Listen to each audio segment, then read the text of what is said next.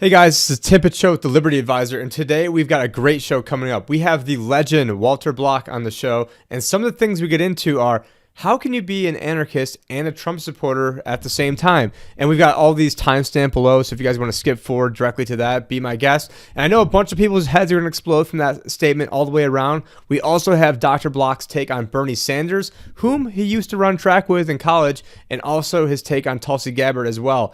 Also going to get into the exact moment that I decided to leave the Libertarian Party and subsequently rejoin it. We're going to get into some of the problems that I've got with Trump. And then we're also going to talk with Dr. Block about tariffs, trade deals, gold standards, defending the undefendable, and of course, who Dr. Block is supporting for president in 2020.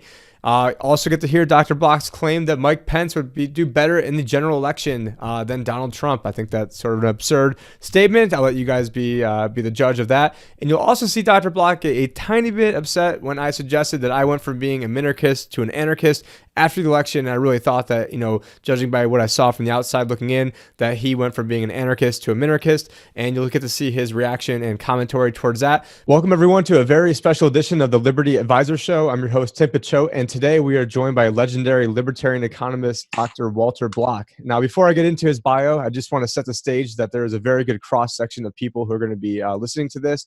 Of course, we have libertarians, including libertarians that voted for Gary Johnson, a lot of libertarians that voted for Donald Trump, and obviously the anarchists that didn't vote and cannot be convinced to vote. And I'm sure we've got a few maybe FBI and NSA agents that monitor me that maybe that voted for Hillary.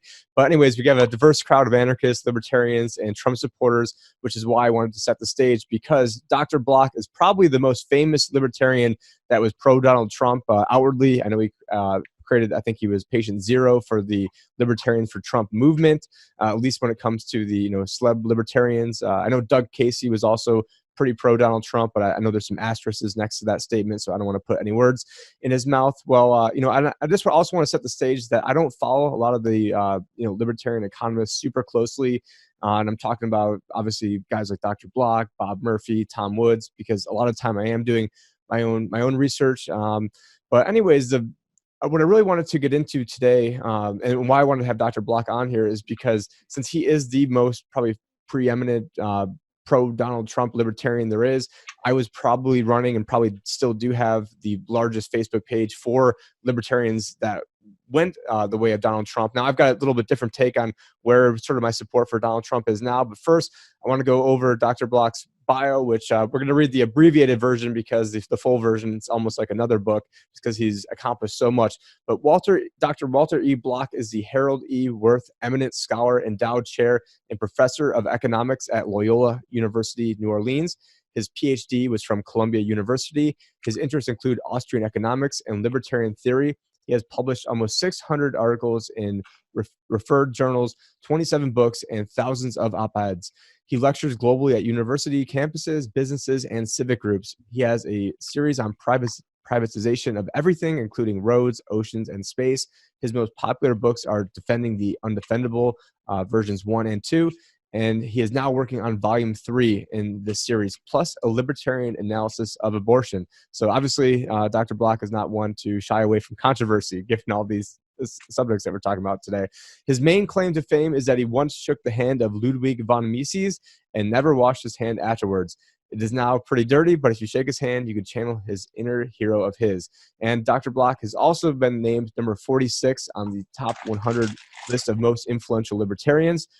We tried getting 1 through 45 on, but we had to set this getting. But I was very, very happy to have him, Dr. Block, on the show today. And welcome to the show. And first, just wanted to get into kind of your background on supporting Donald Trump, when you started supporting him, when you decided maybe to move from either not voting or voting libertarian to support Mr. Trump. But thank you for coming on the show today, and very glad you can be with us today.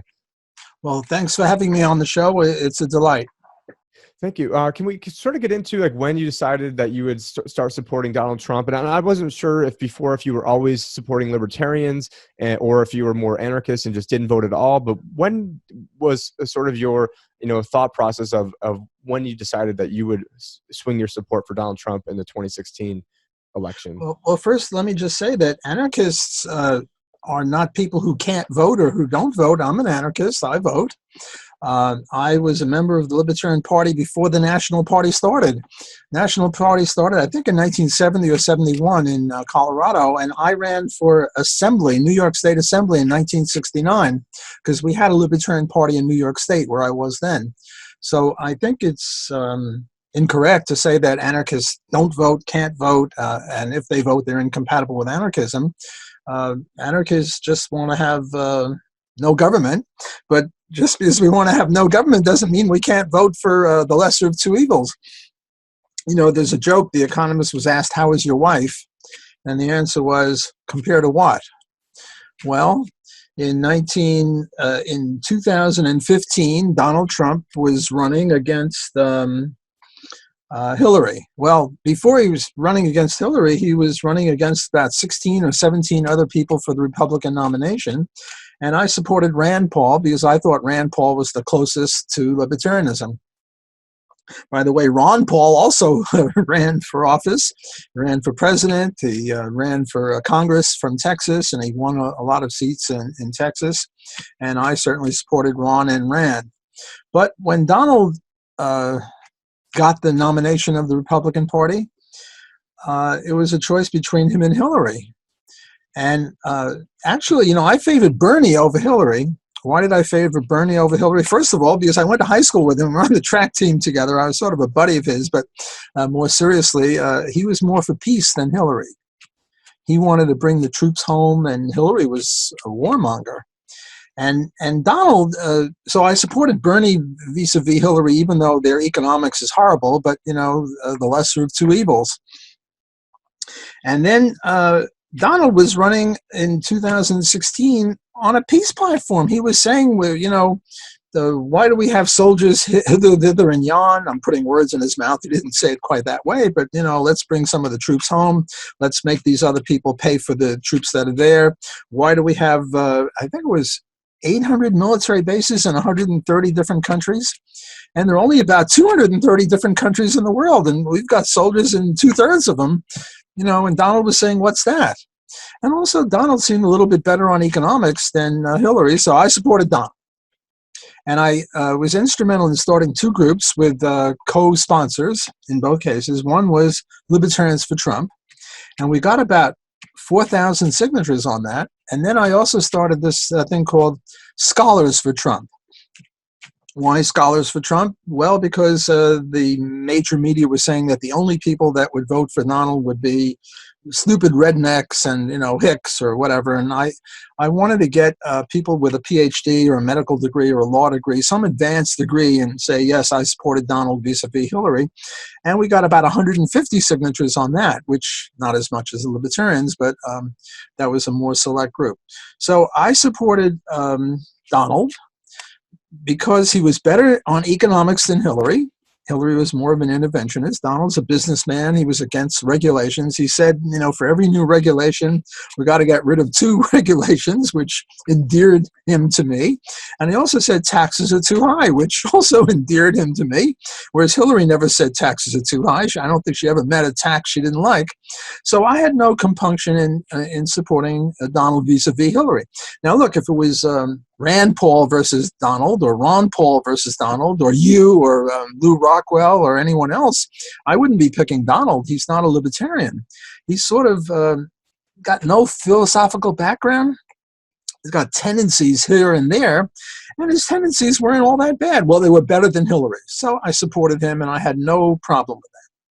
Okay, now the next, and just for the record, I'll be old enough by about 4 or 5 days for next election, but I wasn't old enough for last go around. So okay, well, I hope that we can we'll see who's running for the Libertarian Party, and whether Donald's running, and is it going to be Pocahontas or Bernie, or, you know, which person from the Democratic Party.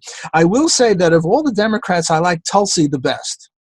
Why do I like Tulsi the best and Bernie next best? Because foreign policy. Tulsi is saying Tulsi's foreign policy is almost like Ron Paul's foreign policy. You've got too many troops there and bring them home. And so now her economics is horrible.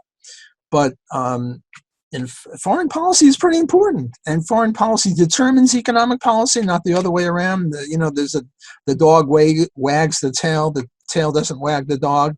I think foreign policy is the dog and economic policy is the tail. So even though I'm an economist, not a foreign policy expert, I place greater weight on a person's foreign policy and domestic policy. And Tulsi is, A minus, maybe A or A plus. She's really good. So I would support her. I don't know that she'll make it, but if she did, then I'd have a problem, Tulsi versus Donald. I'd still probably pick Donald because Donald might then become even more anti-war, given that Tulsi is there. But I doubt that Tulsi will make it. It'll probably be one of the front runners and maybe Michael Bloomberg. I don't know his foreign policy. But or God forbid, Hillary again. Oh, it might be Hillary again. Who knows? You're quite right. Okay, so the question comes, I'm a libertarian. How am I supporting Donald Trump and not Gary Johnson?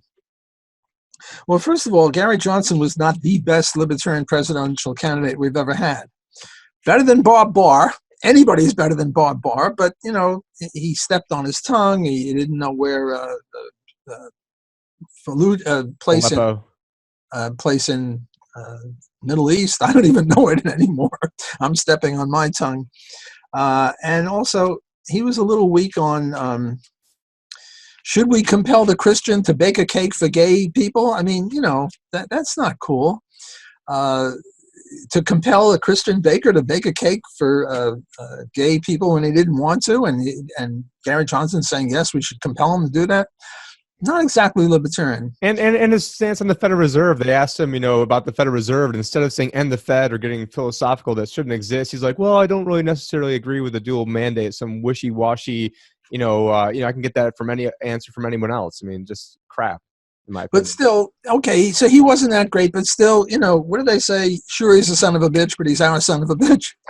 Sure, he wasn't as good as he could have been. No one is. He tried his best, and I'm sort of a friend of his, buddy of his, admirer of his. He's not all bad. And also, if the Libertarian Party can get more votes than the difference between the Republican and Democrat, that would put libertarianism on the front pages. And I like that idea of libertarianism being on the front pages. When I first joined the libertarian movement in 1965, I asked Murray Rothbard, how many libertarians were there in the world? And he said 25. 25! Well, was that libertarians or was that anarchists? He was... No, libertarians, 25. I mean, and he would be in a position to know because he was Mr. Libertarian and he would know everyone who was a libertarian in any country. And he said 25. Well, how many do we have now? Well, probably 25 million in the whole world. And part of it, I think, is due to the Libertarian Party. Now, Murray, at the inception of the Libertarian Party, was very pro-Libertarian Party. His idea was, look, for 3.5 years, the average guy is interested in pizza and beer and football. And all of a sudden, in the last 6 months or 8 months or now a year and a half, all of a sudden they're interested in politics. So if we want to get the word out, we should have a political party. And I think Murray's insight was valid and preeminently valid, absolutely valid. So I'm a big supporter of the Libertarian Party. As I say, I ran for office in '69, and I supported the Libertarian Party through thick and thin. And now this guy Sarwark keeps attacking Ron Paul. I don't understand that. I mean, Ron Paul is Saint Ron Paul. And for a libertarian leader to criticize Ron continually, I mean, it's just obscene and obnoxious. But what the heck? He's our son of a bitch. So I support the Libertarian Party. So how do I reconcile my support for the Libertarian Party with my support for Donald Trump? As follows. I said to people, I wrote about this. I said, look, if you're in a red state, I don't understand why it's a red state is Republican. You'd think red state would be Democrat because the Democrats are closer to the Reds, the commies. But in any case, if you're in a red state like Louisiana, where Donald is going to kick Hillary's butt, vote for Donald. Vote for Gary Johnson. Donald doesn't need your vote. On the other hand, if you're in California, which is a blue state, which Hillary's going to kick Donald's butt, again, vote for Gary Johnson, vote for the Libertarian Party, because Donald doesn't really need your vote. He's going to lose California or Massachusetts anyway. However, if you're in a purple state, Pennsylvania or some of the middle Midwest states where Donald needs every vote, then vote for Donald, because we don't want Hillary. Hillary is horrible, horrible Hillary.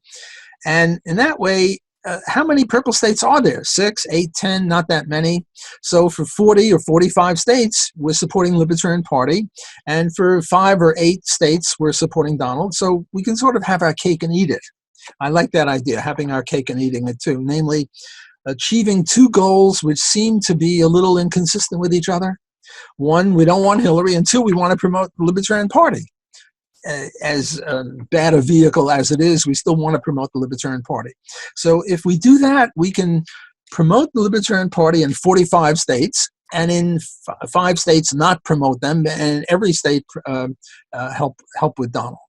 Well, how fitting that it's a bad vehicle when the head of the party is a former used car salesman. So no, just I have my own stories about Nick. I tried to help him out the very first time I met him at a private discussion group that Ernest Hancock. I'm sort of like a right hand man of Ernie. I do live here with him, not with him, but very close with him.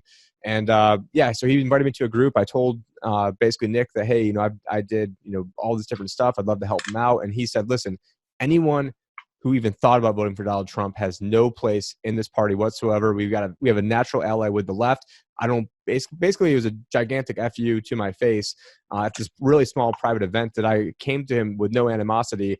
And it was really that then led me and some of the work that Michael Heiss of Mises caucus has been doing that then led me to then rejoin as a libertarian to basically help eventually try to ouster the people like Nick Sarwarks of the world. But sorry about digressing of that. But here I am trying to come to help them out, telling them different natural things that they could do to help get conservatives. And he goes, listen, we want nothing to do with anyone that voted for Trump, and we have to go with it's naturally we have allies who voted for Hillary, not with Donald Trump. And to me, I couldn't even believe that type of statement. That was just so outrageous to me.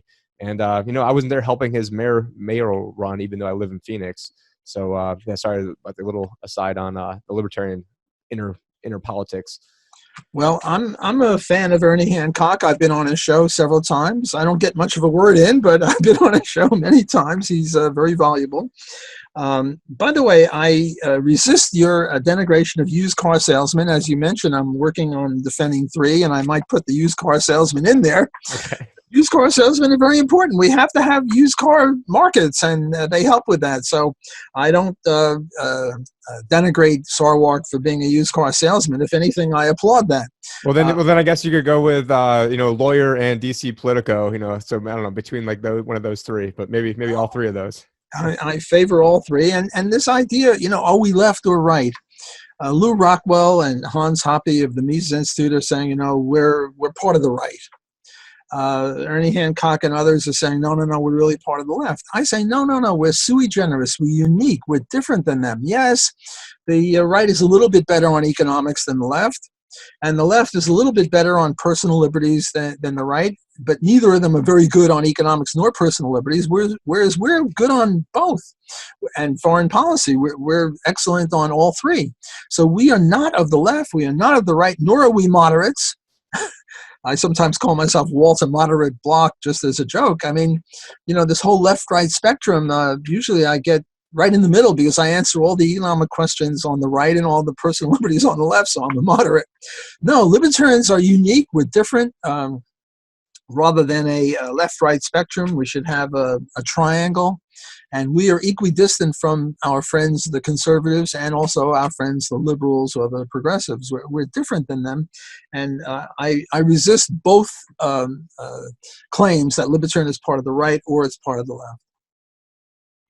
Now, was there any, and I couldn't agree more with that statement, but was there any one singular moment that, basically kind of did it for you of, hey, this is why I'm going to vote for Donald Trump? Because I know for me, I can pinpoint the exact moment where I voted for Gary Johnson in 2012.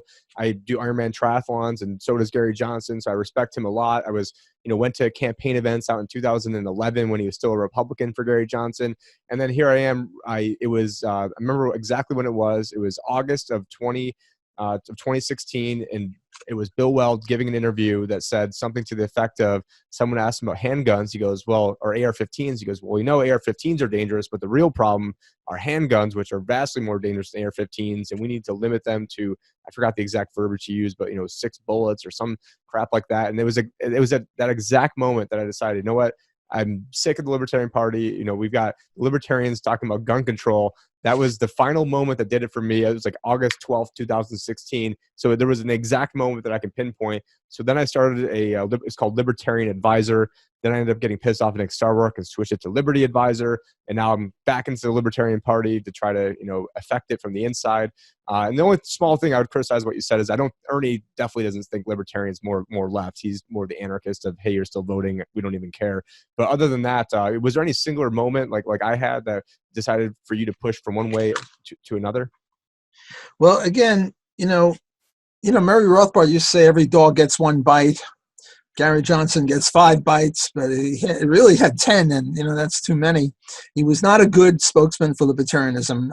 When I first met him, I said, "Are you familiar with the works of Murray Rothbard?" He said, "Murray who?" I mean, he'd never heard of Murray Rothbard. You don't hear of you don't even hear of Murray Rothbard. You're not really much of a libertarian. Donald is a lot better than Gary on gun control. Donald was pretty good on gun control. We just had John Bell Edwards win the governor for Louisiana. He's a Democrat, but he's sort of a conservative Democrat. He's very good on gun control. He's, pro-gun or pro-Second Amendment. It's interesting. You run triathlons? Yes, sir. I do half marathons and marathons. I do race walking, so we have something in common there. I also graduated from a SUNY school too, so I saw that you were teaching at SUNY Stony Brook at one point. So I went to SUNY Geneseo. Okay, well, we have that in common as well. I swim and run and bike, but I've never been in a triathlon. I've been in a few duathlons, but one of these days I'll do the triathlon. Oh, and actually I did my second marathon ever carrying a Ron Paul banner in the 2012. I did 2 back-to-back marathons within a month of each other, and it was January 2012 of the primary season, and I ran the entire thing carrying a Ron Paul banner. Oh, so, bless you. Well, I wear Ron Paul T-shirts. I want to reduce my time. I don't want to be carrying a banner, but I do wear Ron Paul T-shirts, and people come up to me and promote liberty in that way. So we certainly have that in common. But again, just because we had a bad spokesman or not an excellent spokesman in Gary Johnson doesn't mean that we shouldn't promote the Libertarian Party. So I support you working from within, and also the Liberty Caucus of the Republican Party is also good. I mean, look, Rand Paul is a Republican. Not a libertarian, he's a Republican. I mean, he's very libertarian. And when Ron Paul ran for the Libertarian Party, he got the usual 1% of the vote. Whereas when he ran for the Republican nomination, that's when he converted millions of people to libertarianism. So I don't deprecate the Republican Party, and I don't deprecate the Democratic Party. If there were a libertarian who wanted to run for office as a Democrat, I would support that person as well. And probably we should have a Liberty Caucus in the Democratic Party as well. Because I want to be even Steven.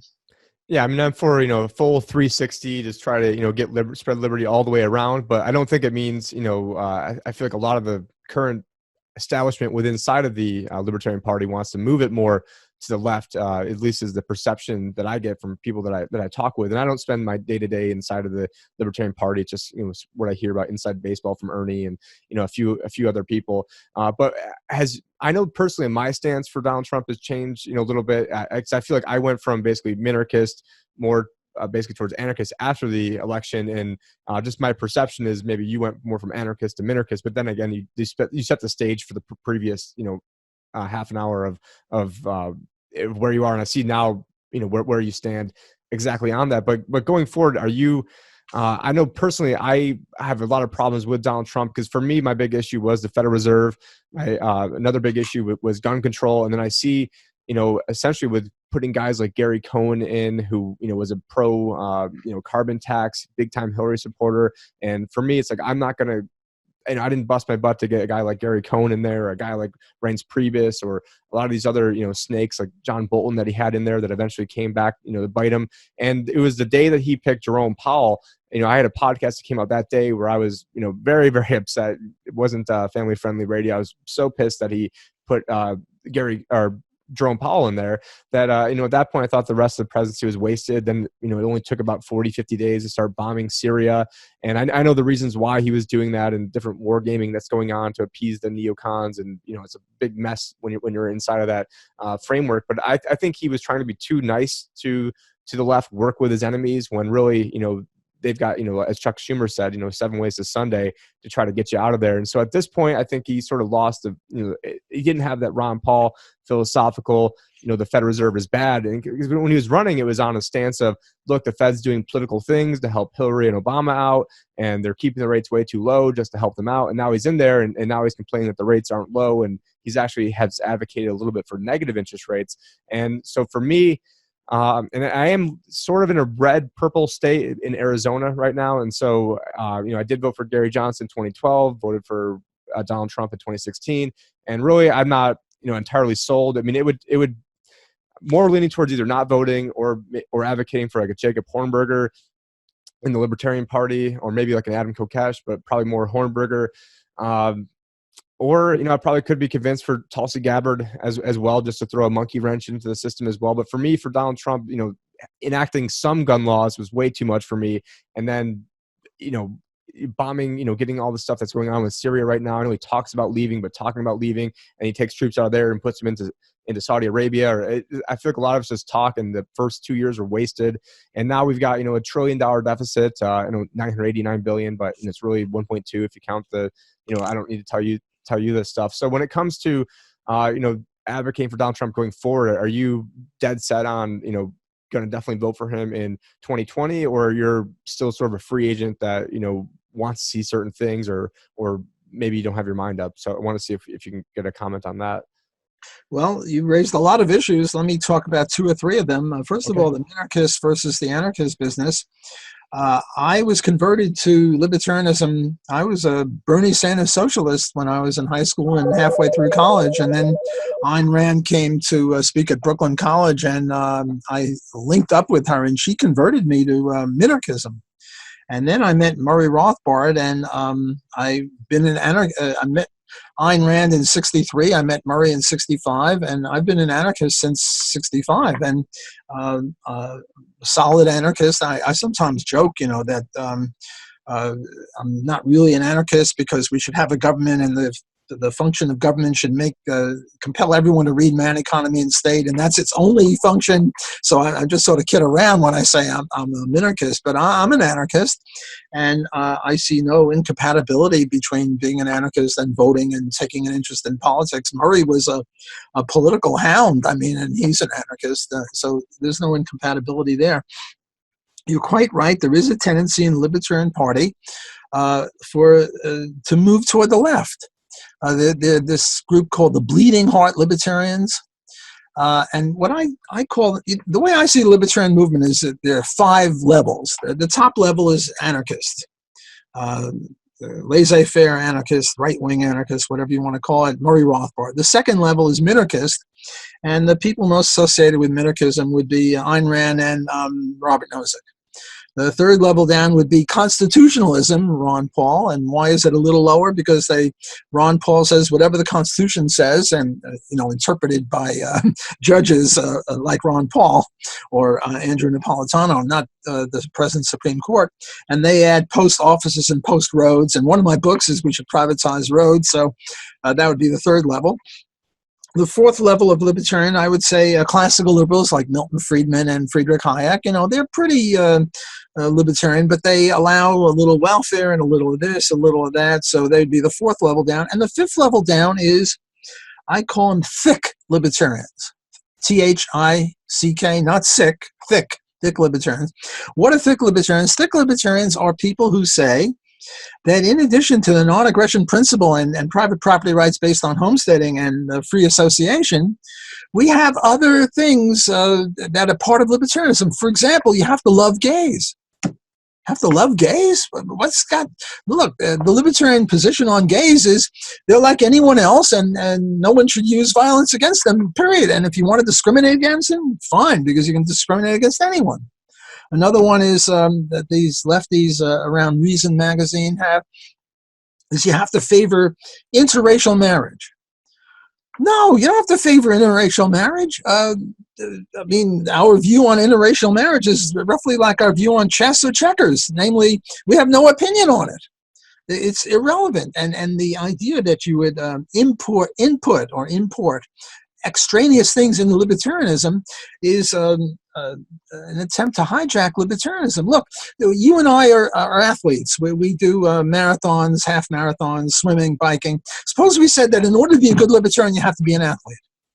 That would be thick libertarianism, neither left nor right, but weird. I mean, it's crazy to say that in order to be a libertarian, you have to be an avid athlete. It's just crazy. So a lot of these people are left-wing thick libertarians that input left-wing stuff. But then again, there are right-wing thick libertarians who say that in order to be a libertarian, you have to hate gays, or you have to oppose interracial marriage. We have no view on gays, and no views on interracial marriage, and no views on athleticism, and no views on Mozart, and no views on chess. There are a lot of things about which we have no views on. We only have views on non-aggression principle and private property rights and free association. So those would be the 5 different levels of libertarianism, the way I see it. And unfortunately, the Libertarian Party seems to be taken over to a great degree by left-wing thick libertarians and just sort of left-wing libertarians. And I would hope that we would oppose both thick right-wing and thick left-wing, thick conservative and thick progressive, because thickism has no place in libertarianism because we just have no views on these things. Okay, now to answer your question. I'm a professor. I'm not supposed to answer questions directly. I'm supposed to go off on tangents. Well, I just went off on a few tangents. Thanks. Or it's in the book. So go read this chapter. Yeah. It's all your fault. You got me. Now, your question is, well, what am I going to do in November 2020? Who am I going to vote for? Well, it really all depends on what Donald says, on who the Democratic candidate is. Look, it's interesting. The Democratic Party is doing to Tulsi what the Republican Party did to Ron Paul.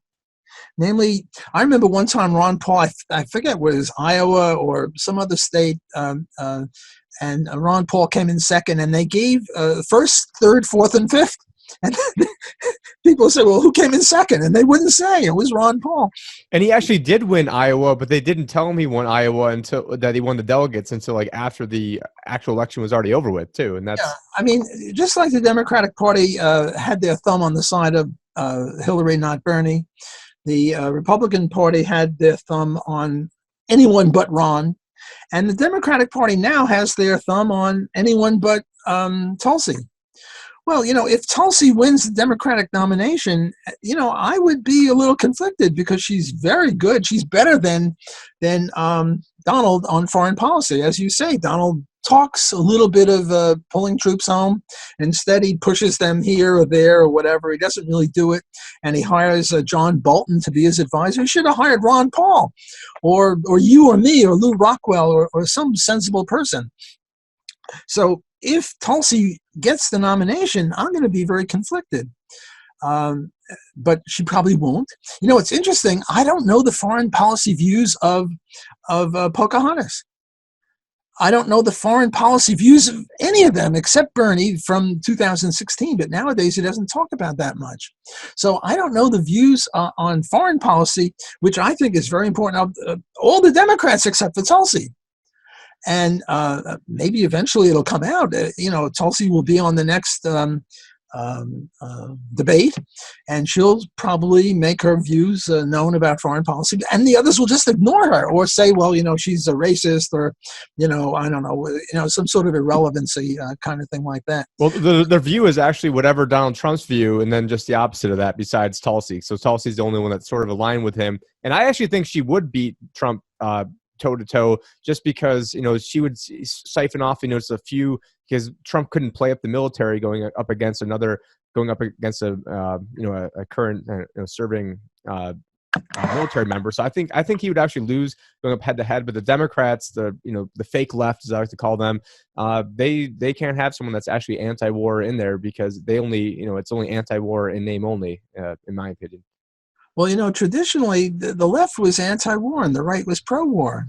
I mean, I grew up during the Vietnam War, and all the anti-Vietnam War protests were left protests, not right protests, which is probably why the universities are so bad now and full of left-wing hatefulness, because the left-wingers in the 70s got their college deferment and got PhDs, and the righties went over and fought the Vietnamese. So that's why, that's one possible explanation as to why the universities are, a totally owned subsidiary of the Democratic Party. With a few exceptions. I'm a professor. I'm not a part of the Democratic Party in that way. So to answer your question, I'm not really sure. It depends upon who the Democrats nominate, and if they nominate Tulsi, which I doubt, then I would be a little conflicted. I'd probably give the edge to Donald on economics. I'm not sure about that. Maybe I'd go for Tulsi, whereas if any of the others get in, I'd go for Donald. And depending upon, I would pull the same thing in 2020 that I did in 2016 vis-a-vis the Democratic Party. If Bumper Hornberger gets in, or any of these other good people get in, I would say, vote for Donald in the purple states, and in every other state, vote for the Libertarian Party candidate. And then we should just get a movement where, a lot of these soft Republicans who only vote Republican because they only know two options. If they just did the opposite too, like, hey, if you guys do this for these states, and we'll do it for you guys in those states. And I do know quite a few, pretty hardcore libertarians, anarchists that are polling for Tulsi, especially up in the Free State Project. I know, like, my friend Jay Noon is, he's a big hardcore anarchist. I know Mark Edge is a Free Talk Live, and basically his stance is, hey, the Democrats are going to nominate somebody that is a fact, and since there is going to be someone on the top of the Democratic ticket, I'd rather have somebody like Tulsi than no. But and the other thing I want to point out is, I think that Trump, and because we do have a lot of listeners that constantly say that I'm too critical of Trump or that I'm too pro-Trump, I never, being a libertarian, you piss off people on both sides of the equation. But, I was out there, I probably stood in line 15 hours cumulatively, getting into Trump rallies. I was one of the first people in line at one of them, standing out in 110 degrees in Arizona. My daughter was born, his first full day in office, and I was wearing a Trump shirt, so for people to say that, I'm somehow not pro Donald Trump when I spent all this money on Facebook ads going into battleground states, and now I've been effectively, put in a digital gulag on Facebook, and now I'm on. Wait, give me 1 second. I have to show you something. Yep. Here are the three hats about which I'm most proud. This one says, "Make America Great Again." This one says, "Keep America Great." And this one is, see it? Yep. Cartman from South Park. I'm a big fan of South Park, so those are my three favorite hats. I can go get mine right here too. Just 1 second. Okay. So this was a signed Donald Trump "Make America Great Again" hat that was purchased before the election, thinking that he was going to win. And then I thought he might get assassinated, and it might be worth even more money afterwards, because I thought the deep state would take him out. Not that I was hoping that, I just thought that, things are so corrupt. So, so anyone who says that I wasn't pro Donald Trump enough, how many of you guys spent $250 on a signed hat before the election? Probably hardly any of you. So, because I never even saw a white Donald Trump hat. I saw plenty of red ones. This kid with the native Indian activist, the one who was slammed, he was wearing a red one. So a white one must be rare, sort of like a white rhino or something. I don't know. And it's signed on top of that as well. But yeah, I guess let's we've got maybe another 20 minutes here, and maybe we can shift gears over to the current economics. Especially since we both did pull for Donald Trump. We both come from economic, financial backgrounds. And now, I want to, when I criticize things like tariffs, or I criticize the debt exploding, I get people like, oh, you're just, a libtard, and you don't know what you're talking about. And so can you maybe provide some commentary on, on tariffs? And, I know that Doug Casey once said that tariffs are basically a self-imposed embargo on yourself. And from a pro-Trump anarchist, what can you say out there to the conservatives who, right now think that the tariffs are a great thing and the trade war is a great thing, and that basically all this interventionism with trade is, the way that we should be going? Well, I'm not a big fan of Milton Friedman, and sometimes I call him a commie because he's a road socialist. But a friend of mine once said, well, under whose aegis would you rather live, Milton Friedman or pretty much, any politician? And, obviously Milton Friedman. Milton Friedman was magnificent on tariffs. Milton Friedman said what we ought to have is a unilateral declaration of free trade with everyone. No more NAFTA, CAFTA agreements with this one, agreements with CETO, GATT, whatever. Just no tariffs, no subsidies, export subsidies, no not only tariffs, but also, quotas or none of that. Because look, trade is what makes the country great. The reason the U.S., the U.S. nowadays, they take these surveys of high school kids in math and stuff like that, and the high school kids in the U.S. don't do that well compared to Japanese kids or Swiss kids or kids from other places. Why then are we so rich, even though we're stupider than them? One of the reasons, we have a gigantic free trade zone. We have 350 million Americans, or 330, or whatever it is, and there's free trade among us all. We don't have tariffs. I'm in Louisiana, you're in Arizona. I don't know what you guys produce, probably cactus juice or something like that. We don't have any tariffs against cactus juice, and we produce jazz and sugarcane, and you don't have any tariffs against us. Every once in a while, some Midwestern state tries to have a tariff against California wines because they want to produce a wine industry, and it's hard to grow grapes there, so they'll tax California wines. But the Supreme Court, bless them, has always come out in favor of free trade. It's not as good as it could be because if you're a lawyer here or a chemist there, you might have to, or a doctor, you might have to get a test when you go to a different state. So it's not perfect, but it's pretty much a free trade zone. The idea, look, if tariffs would help, they say, well, we don't want to have, we must have tariffs against Japanese because the Japanese are super duper people. And it's just crazy. I mean, you have in economics, we have this thing called comparative advantage, the law of comparative advantage and the law of absolute advantage. Just because they're better than us at everything in all goods doesn't mean that you can't benefit from trade. Look, a lawyer can produce 1,000 a day, and a typist can produce 100 a day, say. And for every day of lawyering, the lawyer needs a typist to type up stuff. So he could be self-sufficient and one day lawyering and one day typing, and so for 2 days he makes $1,100.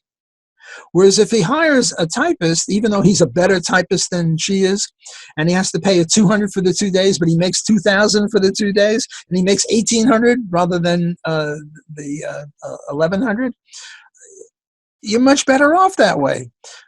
So the idea that people would put tariffs and not allow Mexican goods or Chinese goods to come in is horrendous. So now we're not talking about military, atom bomb stuff like that. We're just talking about ordinary goods and services, and not only the libertarian view, but the economic view. Look, economists aren't all libertarians. That's an understatement. Right. Most aren't. Yes. Most economists are not libertarians, but on minimum wage and rent control and free trade, economists are pretty good. You get 95% of economists will say that tariffs are bad.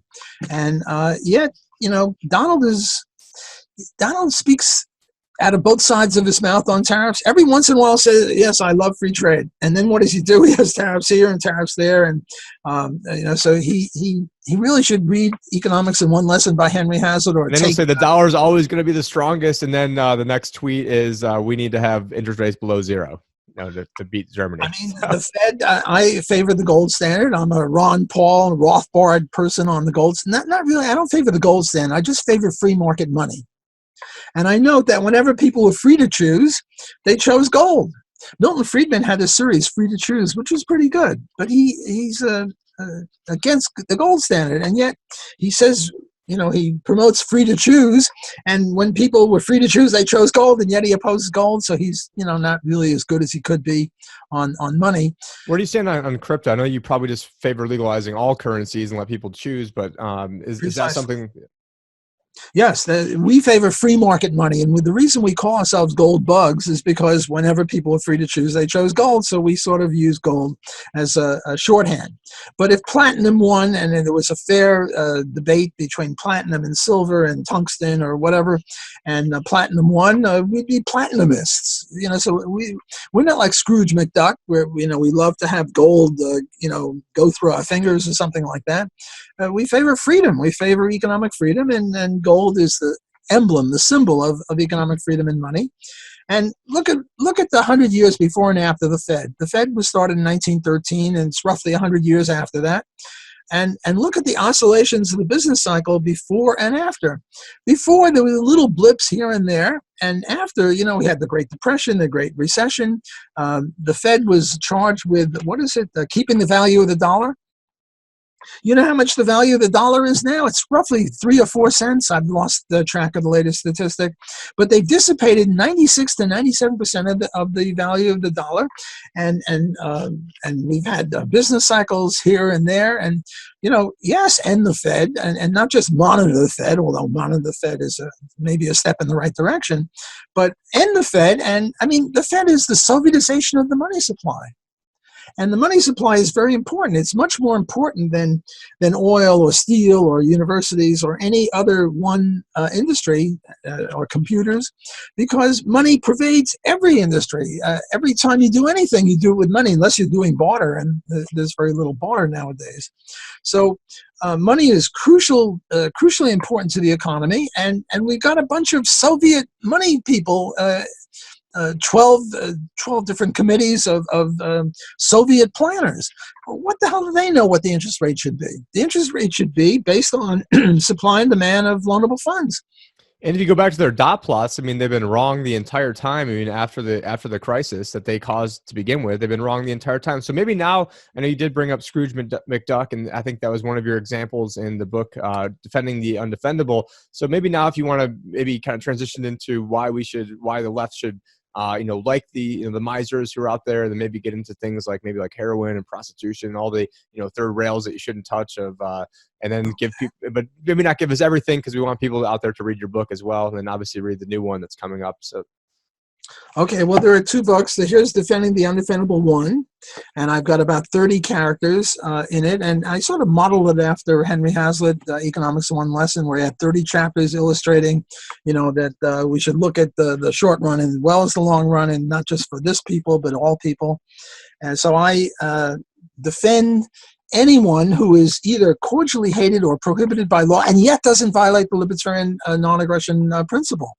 And I've got people such as, who have I got here? The prostitute, the pimp, the male chauvinist pig, drug pusher, blackmailer, slanderer, libel, denier of academic freedom, advertiser, person who yells fire in a crowded theater, gypsy cab driver, ticket scalper, dishonest cop, the one who lets people go who are committing just victimless crimes. The miser, the inheritor, the moneylender, the non-contributor to charity, the slumlord, ghetto merchant, speculator, importer, middleman, profiteer, a favorite of mine, profiteer, making profits is good, strip miner, litterer, wastemaker, fat capitalist pig, employer, scab, rape buster, employer of child labor. And here is Defending the Undefendable 2, sort of a follow-up book with another 30 different chapters. Let me read them very briefly. Multinational enterprise of the smuggler, the guy who violates tariffs, nuclear energy, corporate raider, hatchet man, the one who fires people. Nothing wrong with firing people. You can quit the job. Why shouldn't the employer be able to quit you, namely by firing you? Daycare provider, automator, smoker, human organ merchant. We've got, 80,000 people on dialysis machines, and if we allowed markets in kidneys and stuff, there'd be, I don't say no one on a dialysis machine, but we'd save lives, and yet somehow we can't do that. Breast milks, substitute purveyor. Going topless in public. We shouldn't have any public property, so if you don't want people to go topless, privatize everything. Polygamous marriage. Sexist, peeping Tom, You're allowed to look, you just can't invade. Ageist, homophobe, stereotyper, war toy manufacturer, colorizer, somebody who colorized black and white movies, heritage building destroyer, bad Samaritan, people who duel, executioner, dwarf thrower, intellectual property denier. So those are the people there. I don't have my list on defending 3, but I've got a whole new group of characters, and the people there are those who Trump voters defending the undefendable. Yes, Trump voters. We could put them in, and certainly I've got one now. Used car salesman. I didn't think of used car salesman. I'm always looking for places like that. Used car salesman. DC politicos. So I mean, I don't know. We've all the Right. Now, I'm not going to be defending thick libertarians, and I'm certainly not going to be defending rapists or murderers or carjackers or kidnappers or anything like that. But I would defend voluntary slavery, for example. And I've written about that. I might stick that in the book. I'm not sure what will go in which book, but what about something like Monero, which is a cryptocurrency that you can't track or trace? And there's a lot of people like, hey, it's drug dealers and terrorists. I mean, maybe that could be another. Oh yes, absolutely. And what's his name? The guy who's in jail for double. That's Ross Ulbricht. Ross Ulbricht, yes. I wrote an article saying, is Ross Ulbricht the libertarian hero? And I said, yes. Well, Ross Ulbricht should really have a chapter. I don't know if I'll individualize it that way, but certainly this thing with drugs, you know, in Mexico, they just killed a whole bunch of women and children, Mormons in Mexico. Mm-hmm. And everyone is saying, you know, the drug cartels are very powerful there. That they fight the Mexican military. Bring in the military to take care of it instead of just legalizing the drugs. I mean, well, you know, that's what Donald wants to do. What Donald wants to do is bring the military and try to kick some cartel butt. What the the president of Mexico wants to do is hug people. Don't ask. The obvious libertarian solution is legalize drugs. And then virtually, I won't say all the power of these people will dissipate, but a lot of the power of these people will dissipate. Will they become choir boys? Will they become nice guys? Will they become carpenters and plumbers? No. They'll probably go to, I don't know what, kidnapping or murder incorporated or something else. But we Austrian economists deduce from the fact that right now they're in drugs, they're not in these other things, that drugs are better for them than murder incorporated or whatever else, the carjacking that they would do, kidnapping. Well, if we take away their most powerful tool, we weaken them. Don't we want to weaken them? Of course we want to weaken them. They're not good guys. They're terrorists, if you want to use that term. So legalizing not just marijuana. I mean, everyone favors legalizing marijuana now. Well, except for Joe Biden. I just read today that Joe Biden actually just said he doesn't favor it, and Bloomberg. So between Bloomberg and Biden on the left, they don't favor it. Bloomberg doesn't even favor legalizing 16-ounce orange soda. Can you imagine when he was mayor of New York City, he was trying to pass a law that you can have orange soda or Coca-Cola in an 8-ounce amount, but if you have 16 ounces, you go to jail? Well, I moved out of New York State during his reign of terror, so that shows what I think of him. I mean, it's just sort of ludicrous. I'm also from New York, so we have that in common as well. So, yeah. And actually, I had dinner with Ross Ulbricht's mother 2 weeks ago when I was in Las Vegas. I've been in touch with her already, and I sent her this article that I wrote about her son, and I'm in touch with him now. I've been writing him letters. He wants to get a PhD, and I'm trying to see if obviously electronically, and I'm trying to help him get that. So I'm a buddy of his, an acquaintance of his. He's a libertarian hero. He shouldn't be in jail. If a libertarian became president, the first thing he would do would be to pull out all the troops back to the U.S. Maybe put them on the Mexican border. That's another issue, but pull them out. The second thing he would do is give not Ross Ulbricht a pardon, but every person in jail now who is in jail for a victimless crime, not a non-violent crime, because there are real crimes that are non-violent, like fraud or whatever. Yeah, right. Yep. Pickpocketing is non-violent, very delicate, but they should be in jail. But people who are doing victimless crimes, prostitution, drugs, gambling, whatever, they should all be let out of jail. And, people are saying we've incarcerated too many people. I think we have the highest proportion of people in jail in the world. Well, that's horrendous. This is something that more than in like the Soviet Union we have, and even at the heyday. I mean, there's more black people in jail today than there were slaves back, back in the heyday. And I really think that if Donald Trump wants to have a so-called Trump card, I mean, throwing a bone to the libertarians, like pardoning or commuting the sentence of Ross Ulbricht, mixed with legalizing weed, I think that would be the 1-2 punch. That, because I really think I was out front thinking that he was going to win. My grandpa staged an intervention with me in October of 2016, thinking I was so dumb, telling everyone that I thought he had a good chance of winning, and I thought it was going to be stolen from him. But I really think that Donald Trump the Republicans have their work cut out for him. I don't think it's in the bag. Everyone who I talk to around Arizona thinks it's in the bag. He's definitely going to win. I'm actually taking the field against Donald Trump right now, in terms of just prognostications of where I think things are going, not necessarily where, who I want to win. I think he's going to lose, and I think that throwing a bone to, because this time the Libertarians for Trump movement is going to be a lot tougher, in the midst of, the debt, basically deficit doubling, troops not being taken home. I mean, there's been none, not that I care about the border wall, but none of that has even happened. And so I think that, if you're some kid who's 18 years old, in your mom's basement, and you think Hillary has a 98% chance of winning, why are you going to go out and vote? And so if you also think that Hillary has a 98% chance of winning, why are you going to try to engage in any election fraud? And so this time I think they're going to throw everything in the kitchen sink at getting rid of Donald Trump.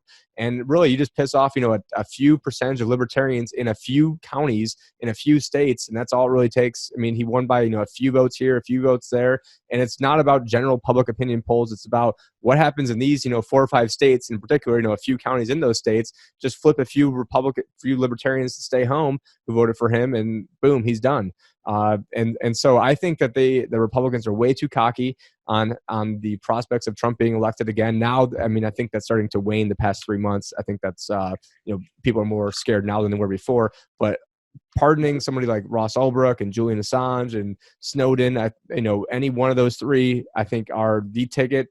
I won't put somebody like Roger Stone, because I think that is just a given that he should be pardoned, because I think Roger Stone got railroaded as well. And now it's a big diatribe. But where do you think in terms of Donald Trump's chances of winning? Not necessarily if you want him to win or not. I don't know if you agree with any of my sentiment, or if you think he has it in the bag, because I know a lot of people I talk with think I'm crazy thinking that he was going to win, and now those same people think I'm crazy that he's going to lose. And so no matter what, I just make everyone all around me basically mad at me for based on every stance I take, which maybe is why you and I will get along. So, well, economists predict the future to show they have a sense of humor, and in order to demonstrate that I have a sense of humor, I would say Donald Trump has got a 52% chance of winning. Whether I favor him or not is a different issue, but now we're just prognosticating, and I think he's got slightly more than a half chance of winning. Look, he was just in the hospital yesterday. I heard that on the news, and who knows? He could have a heart attack like Bernie had. God forbid. God forbid for Bernie. It might be Mike Pence who's running. We're a year and a half away, or no, less than I give Mike Pence a 0% chance of winning if that is the case. Oh no, I think Mike Pence has got a much better chance of winning than Donald. I would have to I think that's one of the big disagreements I'd have. Is I think that guys like me, there's no way I would vote for a Mike Pence. Compare to who? Compare to Pocahontas? Well, Hornberger in this. I would be pushing for either Hornberger or not vote. I would either not vote or Hornberger over Mike Pence. Without even. Well, but I agree. In a red or a blue state, you vote for Hornberger. But in a purple state, libertarians should vote for Mike Pence vis-a-vis that Marxist Warren, Elizabeth Warren. She's horrible. She, of all the Democratic people, we talked about who we like the most, Tulsi. Who do we like the least? Well, I think I like her the least. If she were running, I would want Mike Pence. She makes Bernie Sanders look economically conservative compared to. I think I saw a meme that said, back in 30 years ago, she pretended to be an Indian Native American in order to get ahead, and now she's pretending to be Bernie Sanders to get ahead. That's a good one. I promised you an hour. The hour's about up. Let me thank you for having me on the show. It was a pleasure, and I look forward to doing it again sometime. Hey guys, so before we get back to the program, it's no surprise to anybody that we've been severely shadow banned. I mean, both myself over at my Liberty Advisor page on Facebook. I have less people today than I did 3 years ago. My page only saw growth the first 2.5 months it was around. So I was at 32,000 after 2.5 months. Today I'm at 30,000 views. My views only reach about 0.03% any videos that I pump out there. So believe me, I know all about shadow banning and what I can do. Over here at Wham! Also a ton of shadow banning that's going on. So what you guys can do right now is, if you're watching this, especially if you're watching this on YouTube, watching this on Wham right now, you can go over to my channel right now.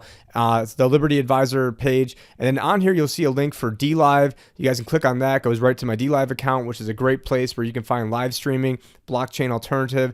You can also find BitChute, which is a YouTube alternative. All of my content is up there. I know Josh has, I think most of World Alternative Media is up there as well. Flote.app, flote.app.